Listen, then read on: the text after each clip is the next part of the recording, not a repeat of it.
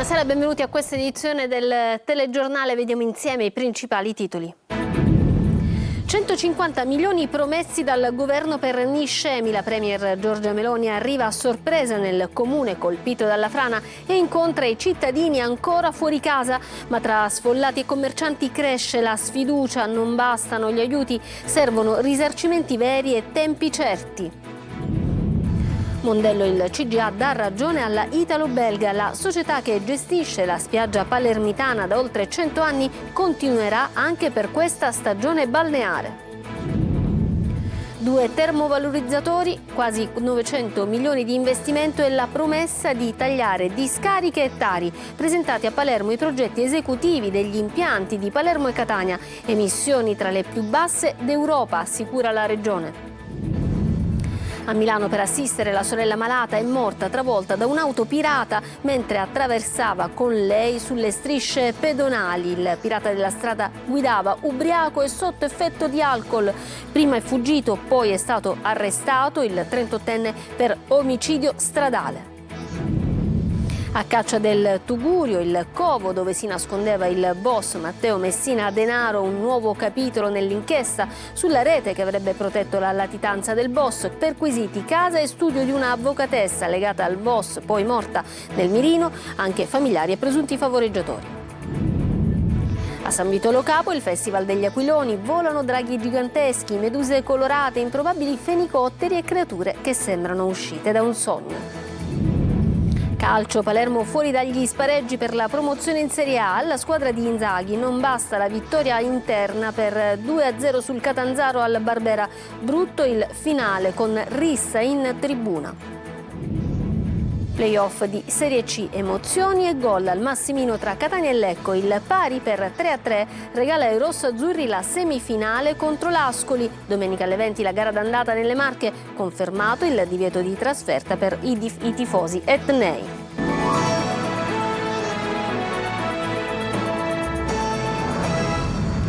Bentrovati. Dunque, a 4 mesi dalla frana che ha sconvolto Niscemi, il governo accelera 150 milioni di euro per mettere in sicurezza il territorio e indennizzare le famiglie rimaste senza casa. Ma tra gli sfollati cresce la diffidenza, chiedono risarcimenti certi e tempi rapidi. GR Italia. 150 milioni di euro per Niscemi e l'impegno annunciato dalla Presidente del Consiglio Giorgia Meloni, arrivata a sorpresa nel comune nisseno per un vertice operativo sulla frana del 25 gennaio scorso. Al municipio, insieme al capo della Protezione Civile Fabio Ciciliano, il punto sugli interventi e sulle risorse previste dal decreto approvato a febbraio. Domani portiamo in Consiglio dei Ministri 2 diversi programmi, uno sulla messa in sicurezza del territorio e sulle opere infrastrutturali fondamentali, quindi il ripristino delle infrastrutture anche e soprattutto viarie, e un altro per quello che riguarda tanto gli indennizi delle famiglie che hanno perso la casa secondo una serie di criteri e anche tutto il tema delle demolizioni che sono necessarie.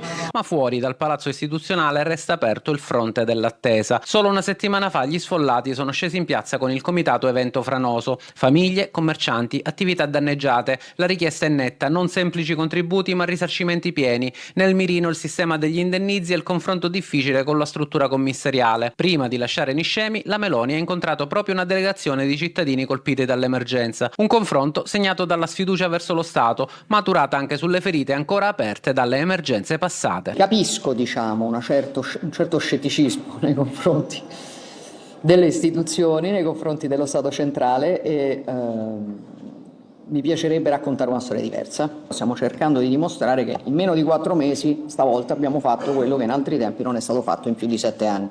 Intanto, tra annunci, decreti e contestazioni, a Niscemi la vera sfida adesso è trasformare le promesse in cantieri, indennizi e risposte concrete per chi dalla frana aspetta ancora di tornare a una normalità possibile. La spiaggia di Mondello è stato accolto il ricorso della società che la gestiva. Per i giudici del CGA, la Italo-Belga potrà avviare la stagione balneare e proseguire fino al 30 settembre. Sospeso dunque il provvedimento regionale, volevamo liberarla da ombre mafiose, il commento dell'assessore regionale al territorio e ambiente Savarino. Sentiamo Manlio Viola. La spiaggia di Mondello resta alla italo-belga. L'estate 2026 è salva, forse non come se lo aspettava la regione, ma sia il turismo che i bagni dei palermitani sono salvi. Il Consiglio di Giustizia Amministrativa per la Sicilia ha accolto il ricorso della Mondello Immobiliare italo-belga contro il provvedimento della regione siciliana che le aveva revocato la concessione dopo 116 anni. Riformando la sentenza del TAR, il CGA ha confermato quanto già accennato con il provvedimento cautelare del presidente De Francisco del 25 aprile scorso, confermato dallo stesso Presidente il 30 aprile successivo, in risposta all'anomala lettera dell'Avvocatura dello Stato. Di fatto il provvedimento di decadenza è sospeso fino al 30 di settembre, salvando per intero la stagione balneare. Dopo si potrà procedere all'approvazione del piano di utilizzo del demanio marittimo e alla nuova gara prevista dalla normativa europea. Ma per il momento la italo-belga, già da domattina, può iniziare a montare lo stabilimento balneare in vista dell'apertura ufficiale della stagione, che sarebbe già dovuta esserci e che ci sarà anche se in ritardo. E in merito alla decisione del CGA arriva anche un commento da parte dell'assessore Savarino. Ci rimettiamo alla decisione del CGA sulla questione Mondello, anche se personalmente non la condivido. Noi avevamo seguito un iter rigoroso e predisposto un'alternativa valida per la gestione della spiaggia più bella del capoluogo siciliano, dimostrando ai tanti siciliani e non solo che quando ci sono zone grigie l'istituzione che rappresento sa intervenire con risolutezza. Lo dice appunto l'assessore al territorio ambiente Giusy Savarino dopo la pronuncia del CGA. A Palermo presentati i progetti esecutivi per i 2 termovalorizzatori in Sicilia. Il presidente della regione illustra il percorso che ha già superato metà strada, come ci racconta Manlio Viola. Emissioni tra le più basse in Europa, produzione di energia per 174.000 famiglie, risparmi per 100 milioni di euro l'anno sulla Tari. Sono i vantaggi previsti dalla realizzazione dei termovalorizzatori, il cui progetto definitivo è stato presentato oggi a Palermo. I 2 impianti saranno l'elemento finale del piano regionale dei rifiuti, che prevede fra l'altro 9 impianti di selezione, recupero e raffinazione, 7 piattaforme per la raccolta differenziata, 2 per il trattamento dei pannolini, 4 discariche e 2 biodigestori. L'obiettivo è portare la Sicilia al 65% di differenziata e ridurre al 10% il conferimento in discarica. Siamo partiti senza piano rifiuti, oggi abbiamo il piano rifiuti approvato, i termovalorizzatori, i progetti oggi sono stati presentati, saranno poi autorizzati dalle procedure e poi inizieranno i lavori. Il cronoprogramma prevede un inizio dei lavori primavera del 2027 fino ai lavori dicembre 2028. Certo, il mio desiderio, la mia determinazione, il mio auspicio è quello di inaugurarli. I 2 impianti non avranno impatto visivo. A Palermo le facciate saranno realizzate in corten, materiale che riprende i colori della roccia siciliana, e il tetto sarà percorribile. A Catania l'impianto diventa un parco urbano pubblico, ridisegnando il quartiere con verde pensile, specchi d'acqua e un centro visitatori. Il costo complessivo dei 2 impianti è di 881 milioni di euro a base d'asta. Dopo la conclusione dell'iter autorizzativo partirà la gara. La consegna dei lavori ultimati è prevista entro la fine del 2028. A Milano 2 sorelle dell'Agrigentino sono state investite mentre attraversavano la strada sulle strisce pedonali da un 38enne ubriaco e sotto effetto di cocaina che non ha prestato i soccorsi ed è scappato. L'uomo è stato arrestato per omicidio stradale. Una delle 2 sorelle, Alfonsa Curiale, pensionata di 75 anni, molto conosciuta nel paese d'origine, dove per anni aveva diretto la biblioteca comunale, è morta. La donna si trovava a Milano proprio per assistere la sorella, che stava male e che è rimasta anche lei ferita nell'incidente, adesso ricoverata in gravissime condizioni. Ci sono nuovi sviluppi nell'inchiesta sulla rete che avrebbe protetto la latitanza di Matteo Messina Denaro. Indagate le sorelle Giovanna e Bice Messina Denaro. Perquisizioni a Campobello di Mazara, nello studio di una avvocatessa legata al boss, Roberta Lunghi. Nuovo sviluppo nell'inchiesta della DDA di Palermo sulla rete di protezione della latitanza di Matteo Messina Denaro. Carabinieri e polizia hanno perquisito casa e studio di un'avvocatessa di Campobello di Mazara, oggi deceduta, che in passato aveva assistito il boss e alcuni presunti favoreggiatori. Il figlio, che ha ereditato lo studio, non è indagato. L'indagine riguarda anche i familiari del capomafia. Le sorelle Giovanna e Bice Messina Denaro sono accusate di avere aiutato il fratello a sfuggire alla cattura. addirittura la procura ne aveva chiesto l'arresto anche per associazione mafiosa, ma il giudice ha escluso misure cautelari dopo la morte del boss. I PM hanno presentato appello. Resta detenuta la sorella Rosalia Messina Denaro, che aveva ricevuto una condanna a 14 anni e mezzo per mafia, così come il fratello maggiore Salvatore. Ancora in carcere invece Francesco Guttadauro, figlio di Rosalia. Detenuto anche Gaspare Como, condannato in appello a 22 anni per mafia. La Cassazione ha disposto un nuovo processo di secondo grado per la rideterminazione della pena.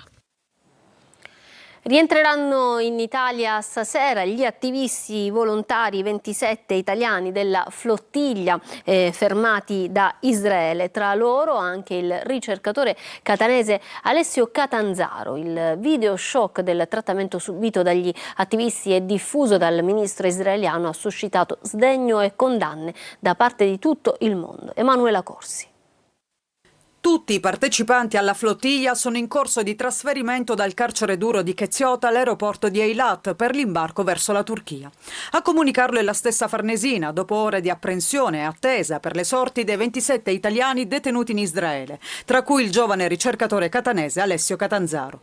Da lunedì, quando la Marina Militare ha abbordato le imbarcazioni della Global Sumud Flotilla, si sono interrotti tutti i contatti con i familiari. Aspettiamo Alessio, aspettiamo il suo rapido ritorno in buona salute e con la dignità che deve essere riconosciuta a tutti i detenuti, scrive il rettore della scuola di Lucca, dove il giovane svolge il dottorato in fisica.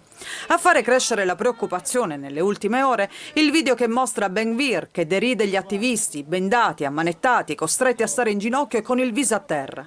Immagini scioccanti diffuse dallo stesso ministro israeliano che hanno ottenuto la condanna unanime da parte del mondo. Dal Papa arriva il monito: nessuno Stato è umano se misura il successo sul potere.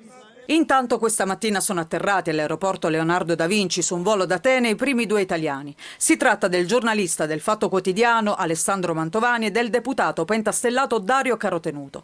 Quest'ultimo, appena arrivato a Fiumicino, ha raccontato: ci pestavano e ci dicevano "Welcome to Israel". È tutto orribile. Ci hanno picchiato selvaggiamente 3 energumeni. Carotenuto ha raccontato inoltre che uno degli attivisti è stato portato in infermeria con probabili lesioni interne. C'erano persone bendate, alcune con fratture e traumi cranici, episodi di violenza sessuale, anziani torturati.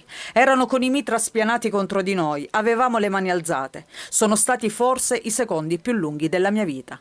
Poi ci hanno preso per il collo e diviso. Da quel momento non so più niente dei miei compagni. A Calamonaci, nell'Agrigentino, c'è un sindaco che ha ricevuto una lunga scia di minacce mafiose, 6 da quando è in carica, ma non si lascia intimidire, come ci racconta Davide Sardo. Rompe il silenzio il sindaco di Calamonaci Pino Spinelli dopo una lunga scia di intimidazioni, 6 in totale da quando è in carica, l'ultima delle quali particolarmente inquietante, con un manifesto funebre affisso nel cimitero del paese che riportava foto e dati personali del primo cittadino. Un episodio che ha scosso profondamente la comunità agrigentina. Negli ultimi mesi il fenomeno delle minacce agli amministratori locali continua a crescere e Spinelli è tra i casi più esposti. Parliamo di un manifesto funebre, devo dire che è un po', dico scosso, ma veramente mi fa riflettere tanto alla cattiveria, alla frustrazione, fuori luogo perché a oggi non mi spiego i motivi. Dopo l'escalation, il Comitato Provinciale per l'Ordine e la Sicurezza Pubblica ha disposto per il sindaco una sorveglianza rafforzata con pattugliamenti frequenti delle forze dell'ordine e tutela ravvicinata nei pressi della sua abitazione e del luogo di lavoro.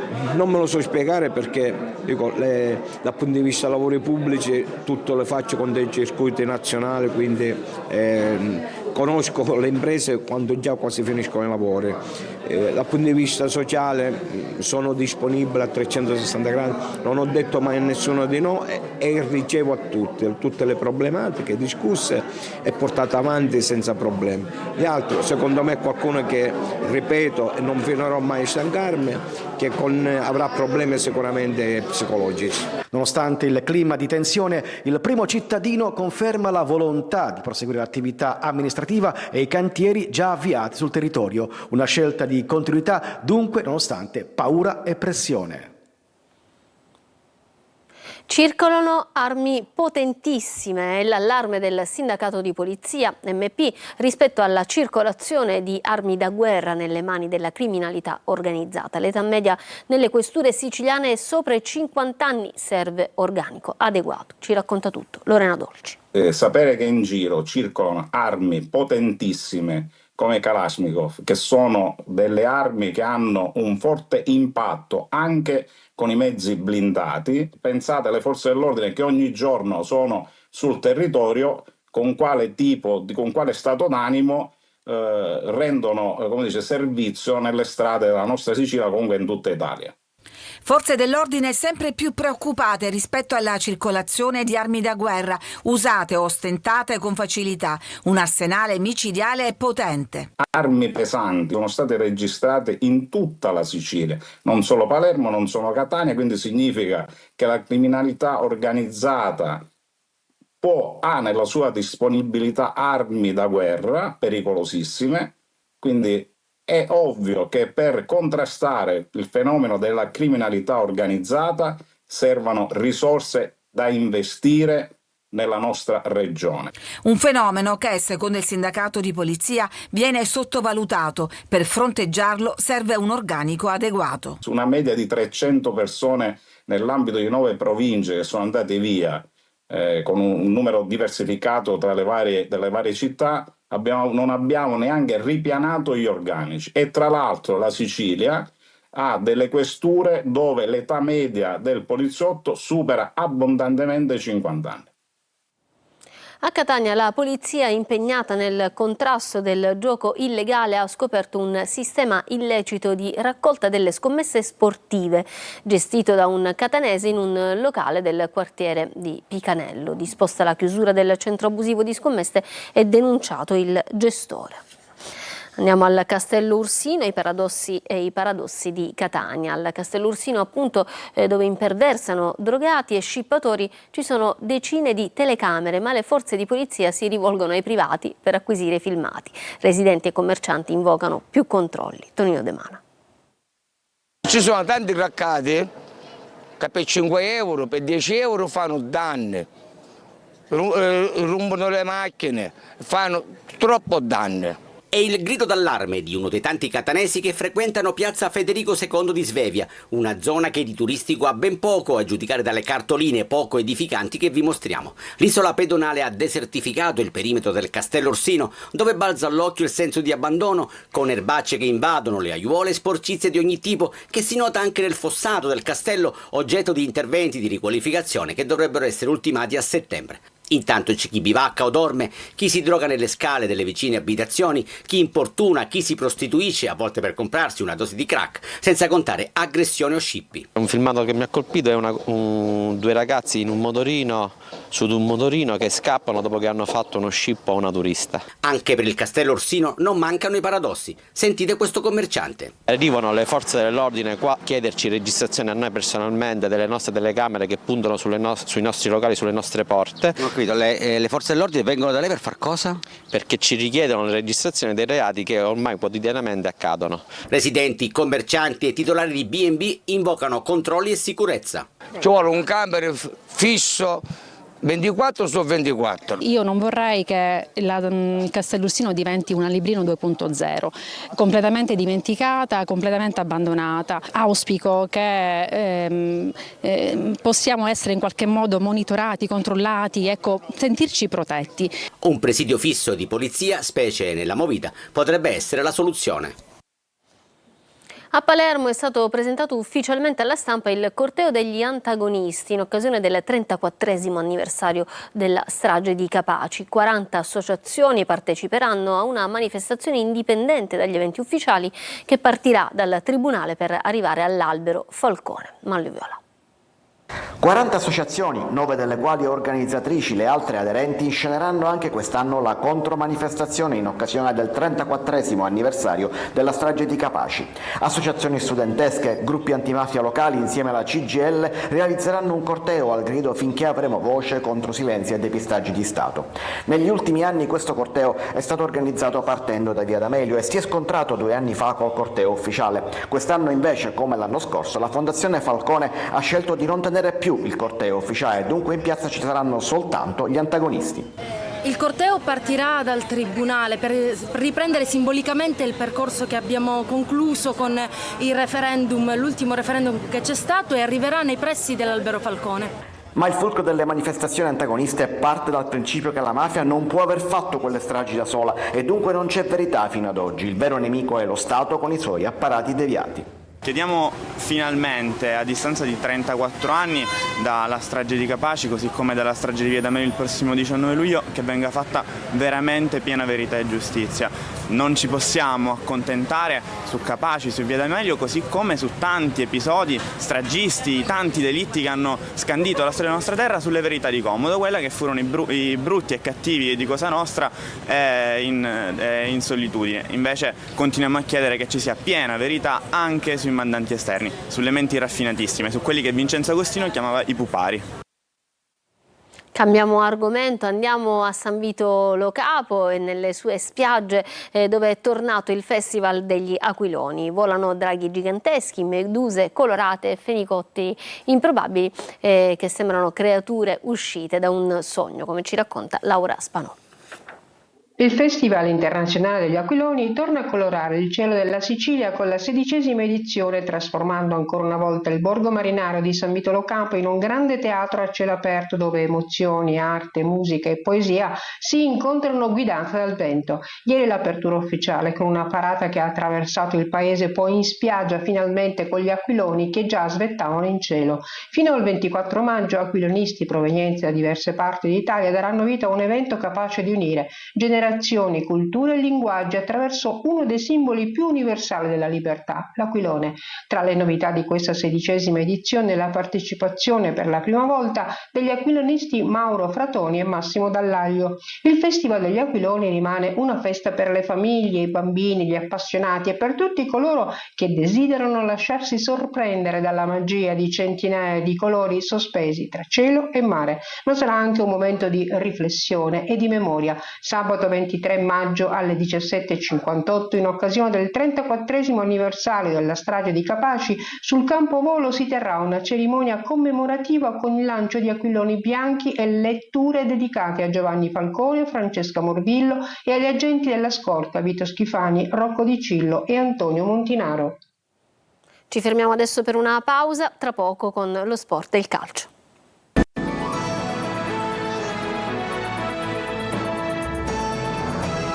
Ritorniamo in studio con lo sport e il calcio. Non ce l'ha fatta il Palermo nonostante la vittoria di ieri sera al Barbera per 2-0 contro il Catanzaro. Viene eliminato dai play-off, un finale triste che viene superato solo da un caduto ancora più triste proprio al termine della gara, una rissa tra gli spalti. Vediamo.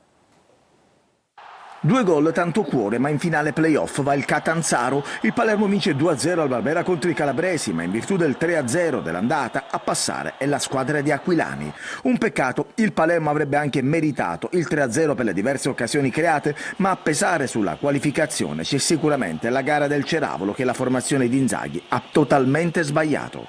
E dire che il match per i siciliani si era messo benissimo dopo il tributo dello stadio alla piccola Alessia La Rosa, poi Ampalo porta subito in vantaggio il Palermo con questo colpo di testa sotto porta e tripudio al Barbera. Non c'è un attimo di tregua, i primi 20 minuti sono di fuoco, il Palermo attacca ma rischia anche di subire le ripartenze dei calabresi.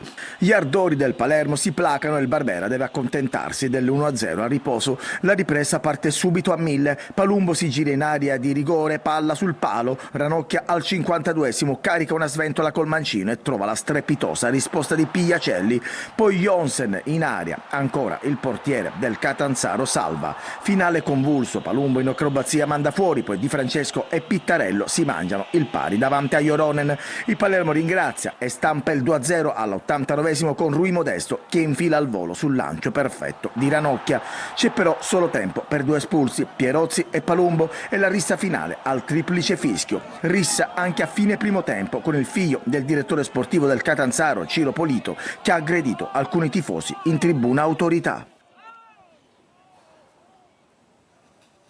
Che brutte immagini, soprattutto per un contesto sportivo. Andiamo al Catania adesso, che dopo il passaggio del turno ricco di emozioni con il Lecco già prepara la partita con l'Ascoli. Domenica, con inizio alle ore 20, il match d'andata allo stadio De Luca. Confermato il divieto di trasferta per i tifosi rosso-azzurri. Lo stadio è il Del Duca. Vediamo Marco Carli. 6 gol, tante emozioni, qualche paura. Il passaggio del turno con il Lecco per il Catania è stato un turbine. 96 minuti, compreso il recupero, di sensazioni vive e contrastanti che ora vanno messe alle spalle. Il Catania ha ottenuto quello che voleva, hanno la meglio le note positive. Il risultato, l'avvio aggressivo, la capacità di reagire, alcuni scampoli di bel gioco. Su quelle negative, gli errori difensivi, l'incapacità di chiudere il match quando si può. Toscano lo sa e spinge i suoi verso il prossimo ostacolo, che si chiama Ascoli. I playoff sono fatti di opportunità, di dettagli, di particolari, però dal punto di vista mentale la squadra ha risposto bene, è andata in vantaggio, è andata sotto, l'ha ribaltata, voleva a tutti i costi questo passaggio del turno. Nella girandola di emozioni che si susseguono e che comprendono l'affetto di 20.000 cuori rossazzurri appassionati allo stadio, c'è tutto. Donnarumma che segna subito, il Lecco che non molla e approfitta degli errori etnei e del VAR che cambia approccio e decisioni rispetto all'FVS. 1-2 e tutto da rifare dopo le reti di Urso e Sipos. Il gol decisivo è l'autorete di Marrone che consente agli etnei di chiudere il primo tempo rimettendosi in tasca il passaggio del turno. Il più bello è quello di Ierardi che sigilla il 3-2 con un'azione che resta nella memoria, che fa dire a tutti mamma mia cosa ha fatto. È lui il simbolo di questo Catania che si spaventa per il gol di Duca ma poi esulta al fischio finale. Ora c'è l'Ascoli domenica nelle Marche e poi mercoledì al Massimino, sfida storica, la corsa continua. Ci fermiamo per una pausa, tra poco con le ultime notizie.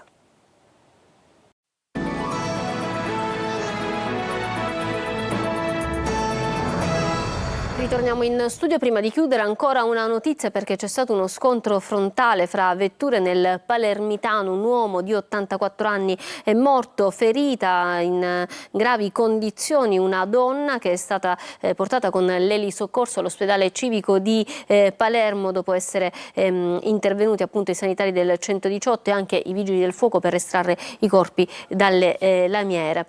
Questa era dunque l'ultima notizia. Per questa edizione di TG Sicilia è tutto. Grazie per essere stati con noi, un buon proseguimento di serata, arrivederci.